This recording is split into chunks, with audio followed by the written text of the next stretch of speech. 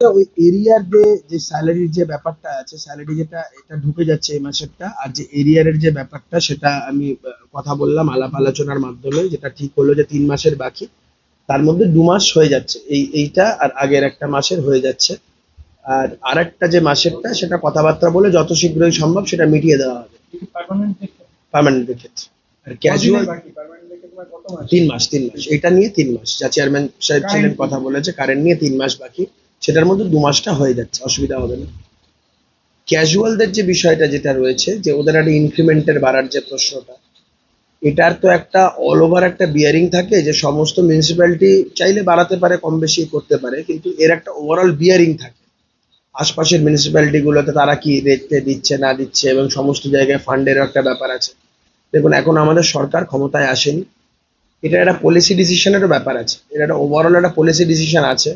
আমি এটা উচ্চতর নেতৃত্বের সাথেও কথা বলবো, রাজ্য নেতৃত্বের সাথেও কথা বলবো, রাজ্যের শপথ গ্রহণ হওয়ার পরে, দফতর বন্টন হওয়ার পরে ফিনান্স ডিপার্টমেন্ট এই বিষয়টা তখন সিদ্ধান্ত নেবে যে কি হবে না হবে। তো এটা এক্ষুনি আমরা কিছু জিনিস নিয়ে আলোচনা করেছি, পার্শিয়ালি কিছুটা ইনক্রিমেন্টের ব্যাপার নিয়ে আমরা কথাবার্তা বলেছি। এটা 2-3 দিন সময় আরো লাগবে, 2-4 দিন সময়, আমিও একটু নেতৃত্বের সাথে কথা বলে, তবে এই কথা বলতে পারি, ক্যাজুয়ালরা যা টাকা পেতো তার থেকে বেশি পাবে, ক্যাজুয়ালরা আগে যা পেতো তার থেকে বেশি পাবে, এটা নিশ্চিন্তে থাকুন তারা। আর এক্সাক্ট অ্যামাউন্টটা কত কি হবে না হবে, আকাশ কুসুম ভাবনা চিন্তা করে তো লাভ নেই, যেটা সম্ভব দেওয়া সেটা নিশ্চয়ই দেওয়া হবে, এবং তারা কোনোভাবে ডিপ্রাইভড হবেন না।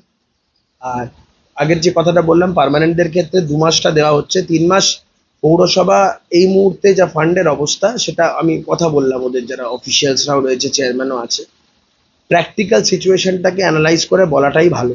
ওনারা তো বলছেন 7 মাসের টাকা তাদের পার্মানেন্ট। আমি জানি না, পার্মানেন্টদের আমার কাছে যেটা বলা হয়েছে 3 মাসের টাকা আমরা দেওয়া হয়েছে। আমাদের বোর্ডের 3 মাস বাকি আছে। আর 2019 যখন ওরা জয়েন করেছিল তখন ভেরি বিগিনিং যখন ওরা জয়েন করেছিল তখন তার 4 মাসের বাকি আছে। তো তাহলে তো এটা আপনারা আমাকে বলেননি, জানতাম না। 2000 রানিং আর 2019 দুটো পার্টি তৃণমূল সরকারেরই ভোট ছিল। হ্যাঁ, বোর্ড দুটোই ছিল। তাহলে ওটা 3 মাসেরই করে দেবে, তাহলে 3 মাস করে দেবে। তাহলে যেটা আছে তাহলে সেটা 3 মাস আপাতত এখন হোক, তারপরে বাদ বাকিটা আমরা কথাবার্তা বলে করবো। কারণ আমার এটা জানা ছিল না, কারণ আমি এটা তাহলে মিস ইনফর্মড হয়েছি এখানে বসে, এটা এক্সপেক্টেড ছিল না। যাই হোক, আমি কারণ ওনাদের উপরে, যেহেতু ওরা ইলেক্টেড কাউন্সিলর, আমি ওনাদের উপরে, দেখুন দল যা হতে পারে, এই চেয়ারটা বা এই কাউন্সিলরের হোক বা চেয়ারম্যান হোক, পৌরসভা ভোট 2022 সালে কেমন হয়েছে না হয়েছে সেসবের মধ্যে আমি ঢুকছি না, কিন্তু যারা কাউন্সিলর তাদের উপরে তো চেয়ারের সম্মান এবং চেয়ারম্যান সাহেবের সম্মান।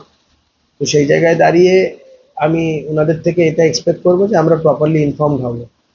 তো সেই ক্ষেত্রে যখন প্রপারলি ইনফর্মড না হয়, তখন এই বিষয়গুলো খারাপ লাগে আমাদের।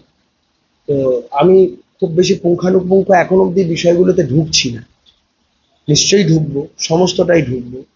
আপাতত যেটা আছে 3 মাসের স্যালারিটা, তাহলে যেটা চেয়ারম্যান সাহেব ছিলেন বলে দিলাম, যেটা 7 মাস বাকি সেটা 3 মাস দিয়ে দেওয়া হবে। আমি জানতাম না, আমি জানতাম 3 মাস বাকি, যে 3 মাস বাকি হতো, আমি সেই ক্ষেত্রে 2 মাসের কথা বলেছিলাম, ওনারা বলছিলেন যেটা, তাহলে যেখানে 7 মাস বাকি সেখানে 3 মাসটা আপাতত হোক।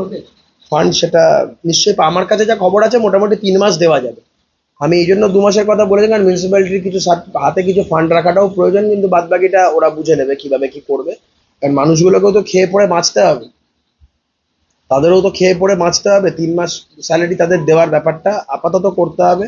আর আমাদের সরকার এলে আমি কথা বলবো ইউডিএম এর ডিপার্টমেন্টের সাথে, ব্যারাকপুর এবং টিটাগড় পৌরসভার যা ফান্ডের অবস্থা সেটা আগে দেখে নিয়ে, যদি ফান্ড প্রয়োজন হয়, ইউডিএমএ থেকে যদি কোনো গ্রান্ট প্রয়োজন হয়, সেটা নেওয়ার ব্যবস্থা আমরা করব। আমার লড়াইটা যেটা, সমস্তটা আমি বারবার করে বলেছি, ব্যারাকপুরের মানুষের জন্য আমার যেই পর্যায়ে যা যা লড়াই করতে হবে সবটাই করব। নির্মল সাথীদেরও টাকা ডিউ 4 মাসের টাকা ডিউ। আমার ওর সাথে কথা হয়েছে ওদের কিছু লোকজনদের সাথে, ওটাও আমি ব্যবস্থা করছি, যাদের যাদের টাকা ডিউ আছে ওদের সাথেও কথাবার্তা বলছি। একটা একটা করে করতে হবে, কারণ সবটা একসাথে তো করতে পারবো না। আমি কথা বলে করছি এটা। প্রথম আরেকটা যেটা খুব গুরুত্বপূর্ণ বিষয়, আমি আজকে পৌরসভার কাউন্সিলরদের সাথে কথা বলেছি, কথা বলে এটা আমি ওনাদের স্পষ্ট করে বলে দিয়েছি যে আমাদের দলের স্পষ্টত নির্দেশ, কোথাও কাউকে পদত্যাগ করতে হবে না, কোথাও কাউকে ইস্তফা দিতে হবে না, কোথাও ভোট ভাঙতে হবে না।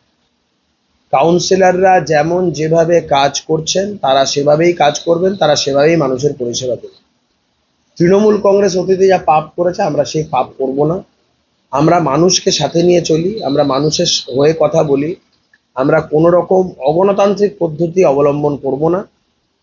2027 অবধি মেয়াদ সম্পন্ন করবেন তারা, তারা কাজ করবেন। ইতিমধ্যেই কয়েকজন কাউন্সিলর আমাকে বলেছেন যে কিছু ওয়ার্ড অফিস তাদের নাকি কেউ চাবি টাবি নিয়ে নিয়েছে, এ করেছে। আমি ওনাদেরকে একটা লিস্ট করতে বলেছি, আমাকে লিস্টও দিয়েছে। সেই ওয়ার্ড অফিসগুলো যথাশীঘ্রই যাতে খুলে দেওয়া যায় এবং সেখানে যাতে কাউন্সিলররা মানুষকে পরিষেবা দিতে পারে, সেই জায়গাগুলো আমরা আবার করে দেবো। ব্যারাকপুর পৌরসভার ক্ষেত্রে বলি, আমি সেখানে যাব একটু পরে। গত দুদিন আগে ব্যারাকপুর বোর্ডের কাউন্সিলররা, চেয়ারম্যানরা তারা পদত্যাগ করার ইচ্ছা প্রকাশ করেছিলেন।